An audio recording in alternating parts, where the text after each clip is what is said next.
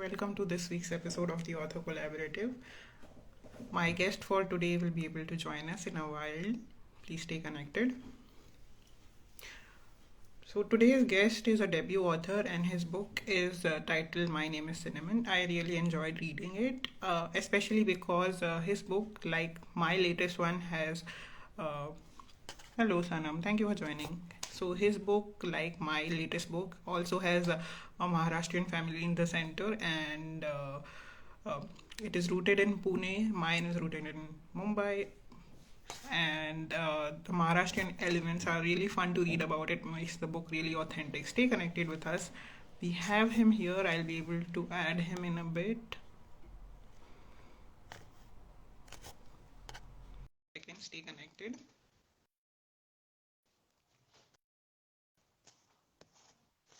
Hello, Sakshi.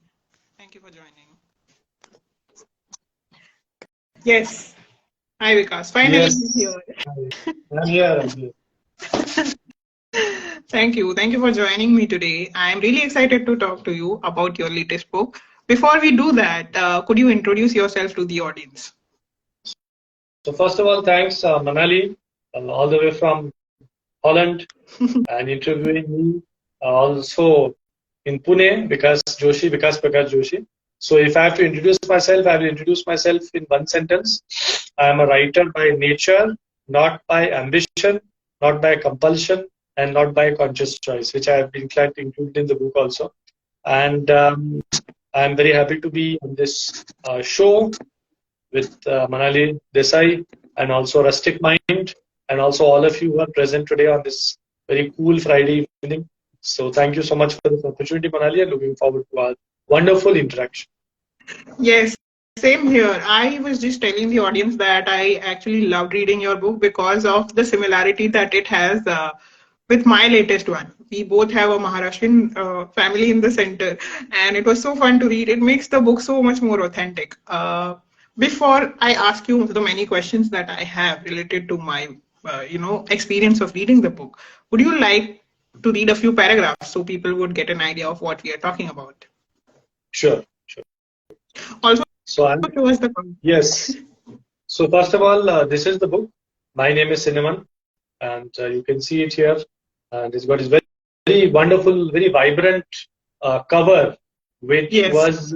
which will definitely for the people who are born in the 1990s, late 80s and 90s, they will be reminded of the children's books we used to read, or the books we would get at Pragati Maidan, Delhi, or in book fairs and Yes. various places. R.K. Narayan, Ruskin Bond, Malgudi days. It has that flavor to it, the cover. So I am just reading a few paras from page 135 of My Name is Cinnamon, and I will be reading just briefly. In the night, Cinnamon, Baba, and Ma went for a long walk around the small town. They saw young boys on huge, expensive motorcycles whizzing around the roads and roadside stalls with large white flare lights selling khichdi, pav bhaji, fried rice, spicy pulao, and Chinese noodles. They stopped at the Jai Maharashtra Shezwan Chinese Noodle Center and had khichdi while standing. Ma also had chicken noodles. Cinnamon got goosebumps when he saw his features in so many faces around him. He realized from all the conversations there was a very much a babble of tongues. Every time he spoke to a vendor, he got a reply in a different language. Billi, Pauri, Mauchi, Konkani, Marathi, along with Hindi and occasionally Gujarati. He then overheard somebody telling a vendor, very important, that Ratnapur was no longer a town, it was a city where important things happened. He laughed a little.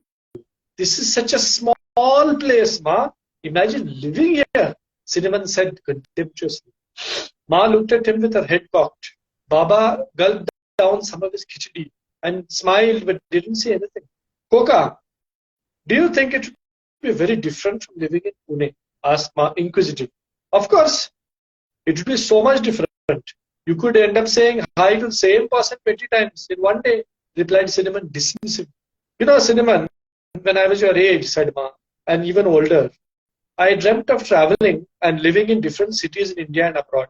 The idea sounded so glamorous. So as a child, I would go to Pune for my vacations. Later on, I visited our relatives in Delhi and Hyderabad. I went to Pune again for my college education and I did my master's in US. I enjoyed all the freedom I got and the wonderful experiences. But there is something I've written in a book once long ago by an author who I don't recall anymore, which I eventually realized is so true. Over time, whoever you are and wherever you live, you end up with a small group of people anyway, which is similar to living in a small village. Your friends, your family, your husband or wife, office colleagues, college and schoolmates, your neighbors, your people you meet on your commute, the people you get along well and not so well with. That's everybody's village.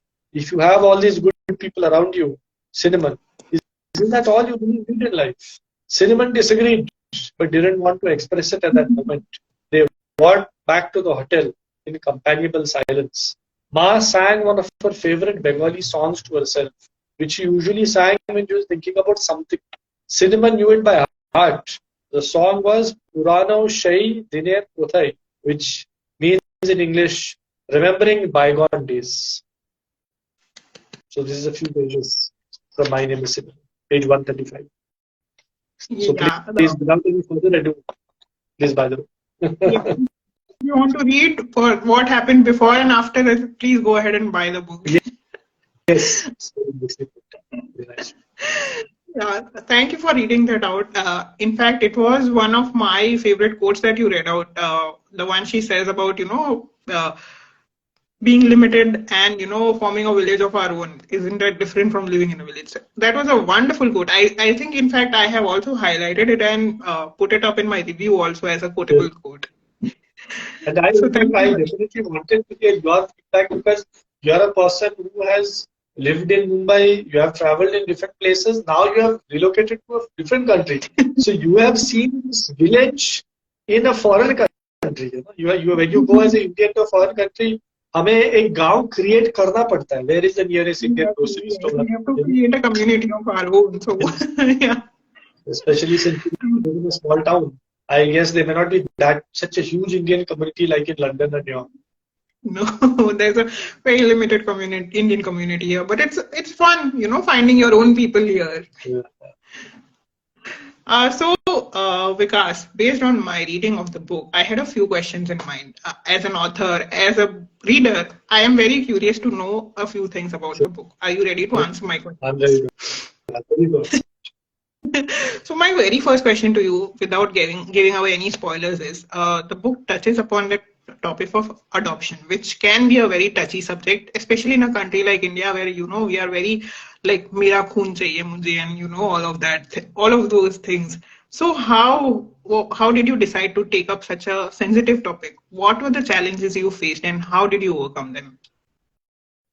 So Manal, is a very good question, and you are absolutely right that in India we have a very paradoxical relationship with adoption. On the one hand, we celebrate story of Krishna, we celebrate story of Karna, we celebrate story of various this Shakuntala, various stories, especially Krishna's story is very famous. But at the same time, it's like that old saying, what we have in Maharashtra, Chhatrapati Shivaji Maharaj should take birth, but in a neighbor's house, not in our house. There's a famous proverb which basically means that every task has to be done by somebody else. I don't want to do it. कोई और करे तो हम करेंगे, हम तो नहीं करेंगे भाई. नहीं करेंगे, हमें तो अपने बच्चे हमें चाहिए. That was all over. So what I found, why I chose this topic is I've always believed as a writer, all writers, we don't choose stories. Stories choose us. It's like story comes, like you have written love and melodrama. You cannot really say that you chose. Those things chose to come to you. That's it. Now your next book, you cannot write love and melodrama because you will not be the same person. You will be a different person. So the story chose me. And then when I went into adoption in Indian context, I realized in US, Europe, UK, Australia, a lot of books have been written about adoption, both fictional and non-fictional. They have a much realistic attitude. In India, adoption has been going on for a long time, but still the attitude is something taboo, something, little bit kind of bad or something, we also, because of Bollywood movies, we have this framework of thinking that stepfather, stepmother. So There's a negative connotation to it. negative connotation. So in this book, I want to consciously show that adoption is a part of it. It's not negative, it's not positive, it's a fact, nothing more. And you have brought it out really well. I especially liked how Cinnamon comes to the understanding on his own based on the experiences that he has throughout the book. So that was a really well written, concept of adoption, and you brought it out really well. So kudos on that.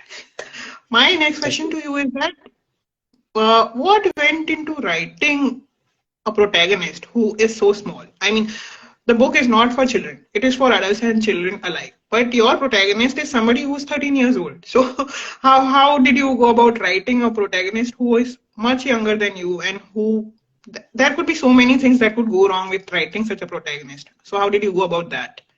So it was very challenging actually, because one of the things which you realize is when we were children, many of the thoughts we have today, we had those thoughts even at that time. Like even as a child, I remember I used to think in terms of I would like to write a book, I would like to go from place A to place B, but we don't have the capacity to act on those thoughts. You know, Right. but in some respects we change, and in some respects we don't. I'm sure you would have seen it in your own life also. कुछ मामले में we are still the same people we were at that time, and कुछ मामले में we're different. So what I tried to do very consciously in this book is I didn't want it to be talking down. So what I would do is I would go to places where children of that age would congregate, where they would discuss. Sometimes there was a library not far from my uncle's home in Pune where 12 or 13 kids would come and discuss books among themselves. They would chat amongst themselves. So I would unobtrusively sit somewhere, because with Wow, kids, if you tell them you're listening to them, they automatically start thinking, nahi, nahi, uncle ke samne, ye nahi bolna, ye bolna hai, right. So I would try to sort of very subtly just observe them. And I would also mentally bring myself back to how I was at that age, how you feel. Mentally, you imagine you're that age, you're 13, you're 12, you're 14, and small things give you so much pleasure. Each and every small thing. That's one thing I really miss. I don't miss everything about being a child. I would say adulthood has its own things. Like you can go where you want to, you dress, you can speak here. But when you're a child, you take pleasure in the smallest things. Like I can Yes. say, today I'm giving this interview, it's fun. But it's like, okay, it's nice. When I was a child, if somebody told me when I was 12 or 13, oh, you'll be interviewed, I would have been, I'm sure it'll be same for you. You would have been on top of the moon. Yeah, That somebody's interviewed me. true. Even इससे just अच्छा one, हो ही नहीं सकता ऐसा. yes, yes. इससे बढ़कर कुछ नहीं हो सकता है. So that's one thing I will consciously bring myself back to that thing. When you're a child, you don't have that ingrained sense of sort of fear and this and that. You are much more bold. So I try to bring myself back that era. You question things. As an adult, what happens is we have lived with a lot of assumptions. We become like prisoners of a certain mindset. But as a child, you also I try to bring myself back to that. That's a very good tip and interesting way of going about writing male protagonist who probably you won't be able to relate to. When I write protagonist, I'm able to relate to them because they generally fall in my age group, or there might be just a few years of difference between me and the protagonist. But what you have done is really commendable, because going back to 10-15 years ago how you were, that's a really challenging thing. And yeah, and I'm really impressed by how you managed to, go near the children, Yeah, become like, fly on the wall in the exactly. discussion. You don't want to be labeled the creepy uncle who eavesdrops. So you have to do it subtly. And Yeah, also one thing I will also fly on the wall and you just observe. Yeah. absolutely. I will also give one tip. I read many books, Indian and foreign, written from the perspective of 12 or 13-year-old children. Because Manali, one point I wanted to make is when we were 12, 13, in some respects, kids are always the same throughout the history. But आज That is के बच्चे को कुछ चीज है which we didn't have. It's like, even though it's a cliche to say this, but it's also true. Like YouTube, yes, I don't remember all these things because they weren't there. It's not I don't remember. They weren't there. इतना mobile सबके पास mobile है, सबके पास computer है. That True. just wasn't there. It's like Huh. just 1%. Yeah. Okay. That's really nice. Yeah. And I also like that you read other books which were written from that perspective, which had a character like yours in the center. So that's also a good way of doing the research and understanding how to go about writing it. Thank you for sharing that with us. Now, I'm sure you also have some questions for me because you have also read my latest book. So over to you. Sure. So my first question is, your books, if I may say, like, throughout your writing career, your books have time and time again, though rooted in Indian culture context, but you have touched upon certain universal themes. The romance, ups and downs in relationships. One thing I really like about your books, let me tell you very frankly, is that a lot of books only focus on the romance part, but you bring out how many adjustment is necessary on both sides. That even there's one thing which really struck me. I think I read it in this book or in the previous one, was that you said that happily ever after is something to work towards. It's not something that is achieved in one go. Which is very true, and that's true in all relationships, not just romance. It's always a work in progress. So what I want to know is, you write again and again on these eternal themes. How do you keep it fresh? And number two, what attracts you to these themes so often? Okay.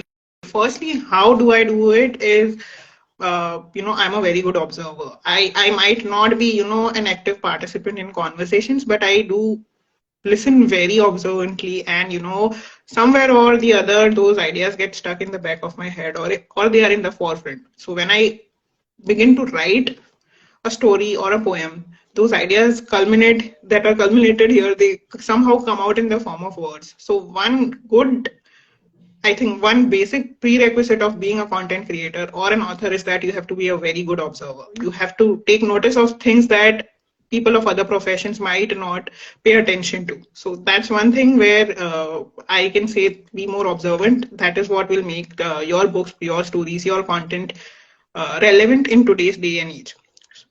And you can ensure that it's not dated, if that is what you are aiming for. Of course, if you are working on something which is a periodic drama, then that kind of research is also required. That's a different ball game altogether.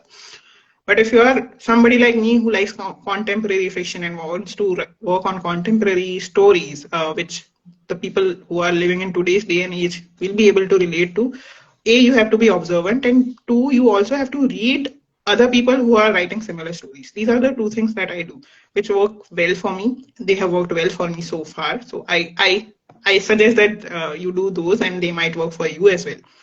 The other thing that you asked about, sorry, I forgot. How do you write time and time again on these points, on these aspects, but every Huh. author also tries to keep things fresh and interesting for your readers. So how do you try to do that, or how do you try to keep that fresh? Uh, I think I am my biggest audience. That's what I have to say, because I write stories which I would love to read as a reader, and that's what makes it fresh, I believe. As a reader myself, I enjoy stories which make me laugh, which make me smile, which I can relate to. So that automatically translates into my work also. So if you are somebody who wants to go into a particular genre, I would suggest reading extensively in that particular genre, or following people who create that kind of content that you love following yourself.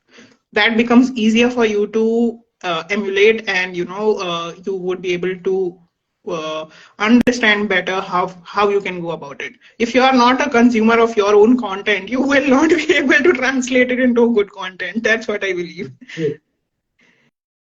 Well, I think that's a very good point.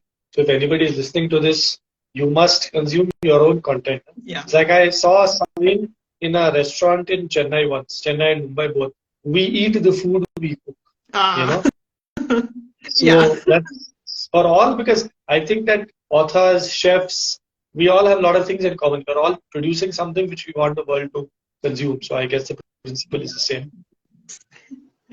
You know, that's uh, any other and question that you yeah. have for The me? my second question is, authors are always influenced by their surroundings. Like if you take Ernest Hemingway, he talked about America. Murakami talks about Japan. R.K. Narayan talked about South India. In Maharashtra, we have a famous writer called as P.L. Deshpande, no? Kula Deshpande. He talked a lot about Mumbai and Pune because these are cities he's most familiar with. Now, in your case, you're basically you're familiar with Mumbai, Pune, and I can see it in your writings. It comes again and again. But now you have shifted to a different country. How has this overseas shift influenced or affected your writing? And can we expect to see writings now set in a foreign location? Oh, you can definitely expect that. I think so far in the long form fiction that I have written, I've written two novels, and both of them are based in Mumbai. I think my affinity to Mumbai is what I am able to translate into those works because I love the city and I have explored it both as an outsider and then as somebody who has lived in the city for over 15 years now. So that's the kind of love I have for the city, which I'm thankfully and fortunately I'm able to translate into my stories as well.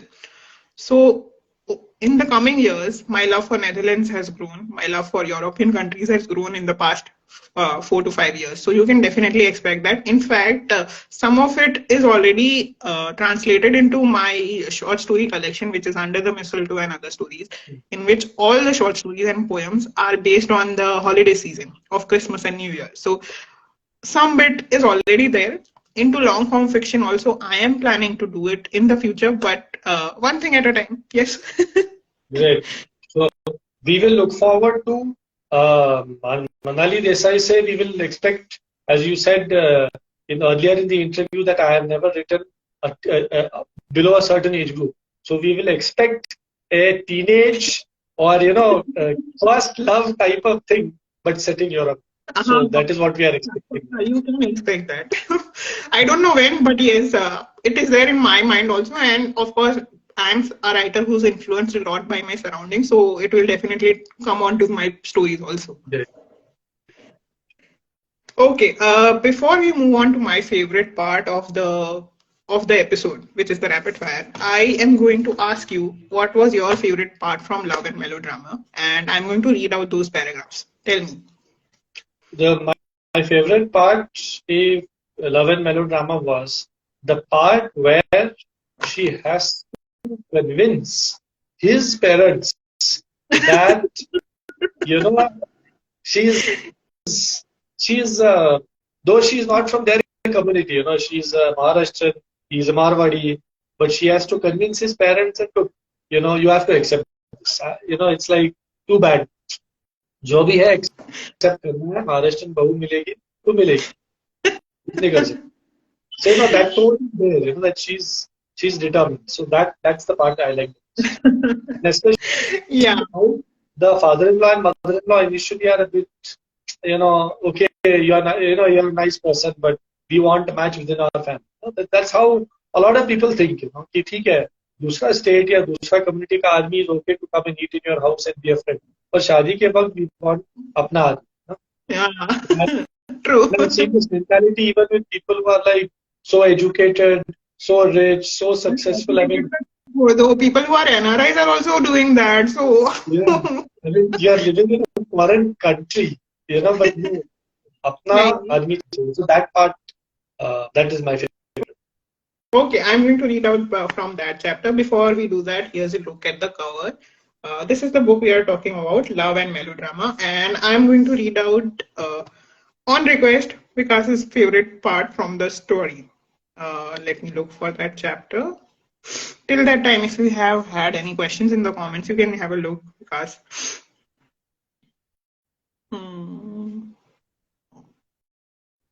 Found it.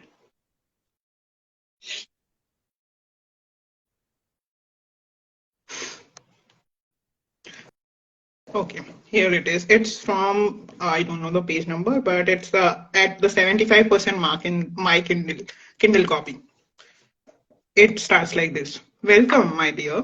Gayatri stepped into the Agarwal residence as Radha opened the door for her. Come, we have been expecting you. Radha put a hand on Gayatri's right shoulder, guiding her into the living room. Shyam Agarwal was seated on the sofa with a gruff expression on his face. Would you like something to eat or drink? Let's get this over with. The crudeness in Shyam's tone shocked Gayatri. She knew there would be hostility, but now that she was here, all she could think of was running out the door and declaring, I quit, game over. The words from a reality show she watched as a child reverberated through her mind. The host used to say, "आप जा सकते हैं, namaste," to the contestants who failed to answer their questions correctly. Even the title of the show, Kamzor Kadi Kaun, seemed to fit her current situation, in which she was aptly the weakest link. Shyam, you promised you would be polite. Radha's tone was disapproving and carried a bitterness Gayatri had never heard before. You said you needed a computer. I have dug up one of Abhi's old laptops. You can use that, dear. Although I'm afraid if it has any lock codes, I wouldn't know of it. Radha pointed towards the laptop on the coffee table and looked expectantly at Gayatri. She smiled gratefully and got around to connecting the laptop to the television. Knowing the Agarwal children a tad better than the Agarwal parents, she was able to guess the passcode without resorting to calling up Abhi and asking him. That would have surely led to another awkward conversation that Gayatri didn't need adding on to her plate. Her life was already Indian soap opera worthy without adding another episode of Devarji Bhabiji bonding in it. Thank you very much. No one was waiting for her with a puja thali at the end of that conversation. The way Shyam's gaze was throwing daggers in her direction, there were chances of that thali setting the house on fire, quite literally. Yeah, I like that. But I have seen, various kinds of similar, not exactly like this, but similar in various contexts. So I know that, and especially, though one should not stereotype, but stereotypes come from somewhere. That's why I hate to say this. And I've had friends who are from this community, and I've seen, attitudes which are very similar to this, exactly like this. Yeah, so especially Shyam's attitude is something we have all seen when it comes to love marriages. The father-in-law's attitude is somewhat like I am doing an ihsan on you for by just being here. Yeah. So yeah, thank you for letting me read one of the anecdotes that I particularly enjoyed writing, especially with the references to the 90s kids which will understand who will understand, Kamzor Kadi Kaun and all of that. I was actually not so much into TV, but when I researched it, I found it out, and then my mom knew that. I just asked my mom because she always used to watch much more TV than I do still today. I hardly watch TV. So when I asked her, she immediately knew it. Yes, yes, I know this, and she also laughed. Just to tell you, she also had a good Wow, laugh. that means a lot to me. आप जा सकते हैं नमस्ते. Okay, so this brings us to the final leg of the episode, which is the rapid fire round. How this will work, Vikas, is that I will ask you one question, then you can ask me your question. Okay? Sure. So my first question to you, because I am very curious about it, you being a Punekar, but then we also have Mumbai, which is Maharashtrians ka hub. So if you had to choose between Mumbai or Pune, which one would you choose and why? I would choose Pune for the reason that though okay in public transport and all these issues are there, but it is not so vast. I can still move around the city within about 45 minutes. I could get from any corner to any other corner, which in Mumbai, no matter how many flyovers, no matter how many bridges, no matter what, but it just somehow it still takes a lot of time.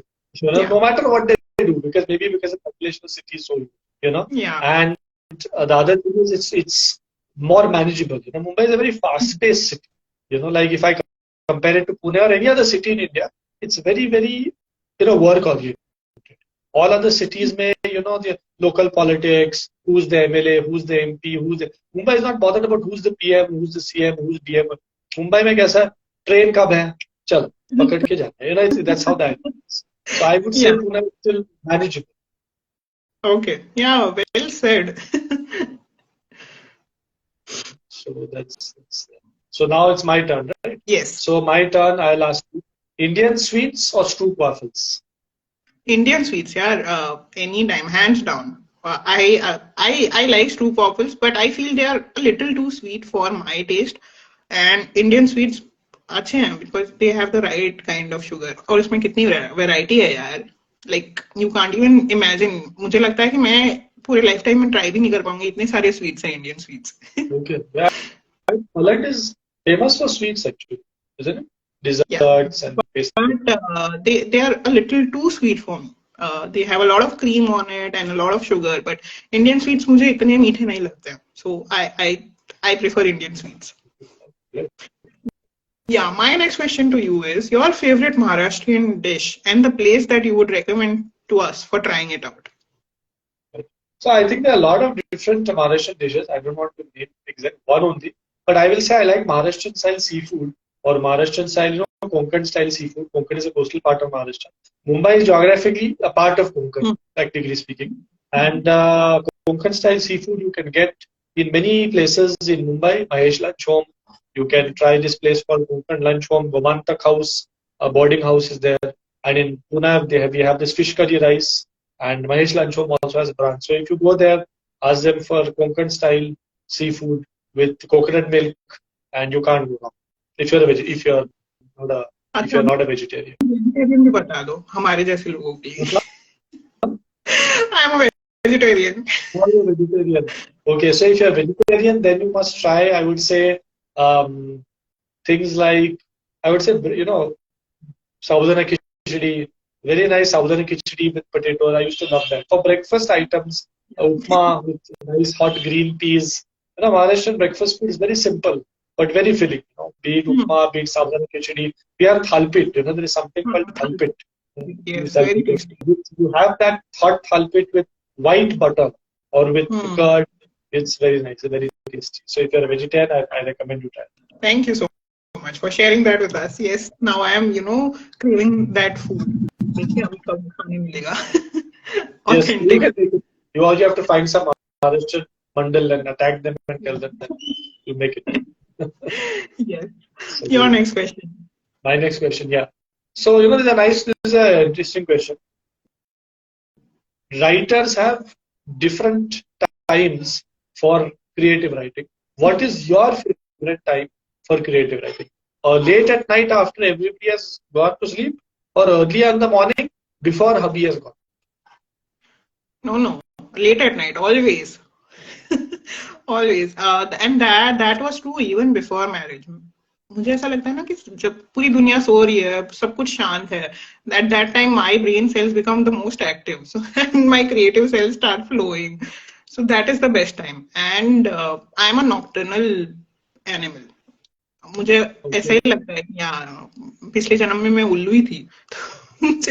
I don't sleep so early. I'm usually up till 1 or 2 at least. So that's the best time for that works for me as a writer. Okay. My next question to you is, tell us about that one moment. As an author, I'm sure you have received a lot of appreciation and from a lot of sources. But there must be that one particular moment which stood out for you. And would you like to share it with us? Yeah, there were many moments. But one particular moment which really stood out for me is when a person said to me after reading the book, or wrote in the review rather, that I find it hard to believe it's your debut book or your first book, and when the person who writes that review, thank you, is somebody who has read so many books. It's not even somebody close to you, not your relative friend, but somebody who has read countless books, and then to say that isse zyada, kya ho sakta. So that's, I would say, That's a really good compliment. Yes, and I'm sure, I can understand how much that would have meant to you. Yes, your turn. Yeah. Do you prefer to eat something when you are writing or while you are writing, which many writers do, because you get hungry when you write? If so, what is your favorite writing snack? Especially because you are Gujarati, I'm asking so much. When it comes to writing, it depends. If I am very anxious, I would eat a bar of chocolate, and that works the best for me. And if I'm very relaxed and I'm going at a pace that I had imagined I would rather have dip tea.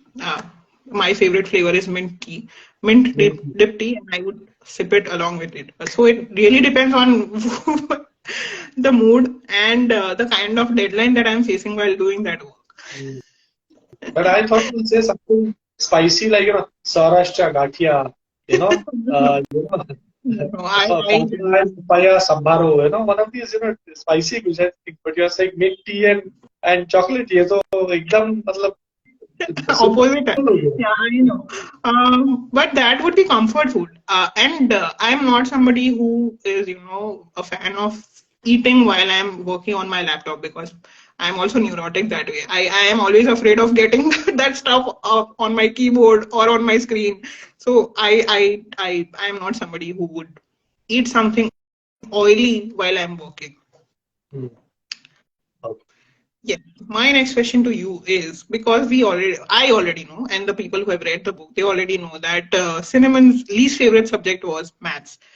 But what was your least favorite subject and why? My favorite subject was also maths, least favorite, because it just really didn't make any sense to me. I mean, when I was a child, I literally couldn't understand. I couldn't figure. It was like reading books in Russian or Arabic, as I've said in the book also. Somewhere there's a reference to that, and it was really like that. I just couldn't make head or tail of it, and somehow I never got along well with my maths teachers. All the maths teachers had issues, always. Unfortunately for one thing I've seen in any school, you may have observed it or not, the maths teacher in the school hierarchy of teachers is always a very important person. This is something I've studied in so many schools. The English teacher and maths teacher, जो दो subject है, those two teachers are well regarded and respected by everybody. Very true, yes. Even the English and principal. math teachers are always like, highly considered. उनका opinion बहुत matter करता है. Even the principal, I never got along with the maths teacher, never. Yeah. And unfortunately for me, my father was a BSc in mathematics. Oh, Imagine. my God. Mathematics from Mumbai University with gold medal. And I could not, so, I used to always hear from my school teachers that his father is BSc in gold medalist and he is not even able to pass the exam. So that's your answer. I can totally relate to that because I had an elder sibling, my elder brother, who was 4 years senior to me, and he used to always top in the maths class, and I was like, "चलो pass हो रहे हैं, उतना बहुत है." So I also used to get this a lot. You are Sanket's sister. How come your maths is so bad? So मैं समझ सकती हूँ. क्या करे? ठीक है. Very Yeah. Okay, your turn. What is the last thing you do at night before you go to bed? Last thing I do before I go to bed. So lately, what I have been doing is I have been maintaining a gratefulness journal in the past. I started this year, January 2023. So that's lately the last thing that I have been doing. I make a note of what I have been grateful about during that particular day. But generally, 98% of the time, it's generally a book that I'm reading and I put it off because I'm only reading ebooks lately from the past 3 years now. So वही वो Kindle बंद करके side में रख दो. Read a few pages before going to sleep. Either of these two things. I'm either making a note of what I've been grateful for, and or I read a few pages of the current book that I am reading. What is that? अभी फिलहाल I am reading Evoked by Mansi Babbar, and let me just show it to you. It's a crime thriller, and I'm really enjoying it. Right. I just started it yesterday night, and it's really good. So this is the one, Mansi Babbar, Evoked by Mansi Babbar. Yeah. Okay, my last question to you is because I really enjoyed reading the travels that you have mentioned in the book. So I was curious to know train travel or air travel. Why? Train travel when with friends or as a group or with family, because it's fun. You have the entire community. But if it's just by yourself, then air travel I would say is preferable. Because you don't have this budget of sir आप उधर बैठेंगे क्या मैं और मेरी wife को इधर बैठना है. You don't have these hassles of nobody does that in a plane. जो seat मिला वो मिला. And air travel, if you have to get from A to B quickly by yourself. But if you're in a group, railway travel का मजा एक अलग मजा है. A Yeah, group can make even the most mundane journey very enjoyable. You may have seen in Mumbai local trains, there are people who have spent years and years traveling yeah. together, and it's like a Only community. in Mumbai it's possible to have train friends. Yes, yes, yes. Train friends, train Yeah. different communities, Maharashtrians, Gujaratis, Muslims, and they all get together. They share their dabbas, they share their stories. It's very very fun to look at. Even in that crowd, that you can still train. Yeah, train journeys in India is an experience in itself. जिन्होंने नहीं किया है ना, they are missing out on so much in life, I would say. Yeah, your turn for the last question. First thing you do when you get up in the morning. Switch off the alarm. Practically, that's the Honest. first thing. Switch off the alarm and then go pee and brush my teeth. ये तीन चीजें ऐसे line से होती है. Honest answer. Yeah. What do you do when you wake up first thing in the morning? First thing, I guess, definitely go to the washroom, that's for sure. But after that, I drink water. I always make it a point to drink a lot of water. Like in this interview, I've been drinking water quite a few times. And I drink 1 liter of water, half a liter as soon as I get up. And it really helps. So that's one thing. That's one tip I'll also pass on to any you and to whoever else is watching this. Good I to also drink drink water. a lot of water. हमेशा एक bottle रहती है table पे. Yes. Keeping myself hydrated is my priority always. That's a that's a good. I like that. We have that. We have Yeah. two marks. We have another thing in common. Yes, we both have a book which has a Maharashtrian family in the center, and this another habit. Oh, this has been a fun conversation, Vikas. Thank you for joining me. I had a lot of fun. I learned a lot from you, and we shared anecdotes related to our books, which were so fun. Thank you for joining me. Hope you also had fun. Yes, I enjoyed it. At the conclusion, I would say I want to thank Manali Desai again for giving us this time. I want to thank the viewers for giving us. I also want to thank Hay House India for publishing this very unusual book, their first book for young adults in India, Hay House. Oh, Because they have published very few books for children and YA in India anyway. And for YA, I believe it's the first book. My name is Sidna. And I want to thank Hay House for giving us, bringing this book out and for you for this wonderful interview. And now I see that 45 to 50 minutes have gone and I didn't even feel it. That's how it should be. yeah, that's how it should be, right? We should have fun so the viewers can have fun. That's how it should be. Thank you, Vikas, for joining me, and thank you everyone else also who joined us. This video will be up on my Instagram handle if you want to go back and watch it, and I will also be putting it up on my YouTube channel, so you can always have a look at the conversation later also if you were not able to listen to it completely. Thank you everyone for joining, and thank you, Vikas. Have a great weekend, you and everyone else. Bye. Bye bye. Enjoy. Enjoy. Yes.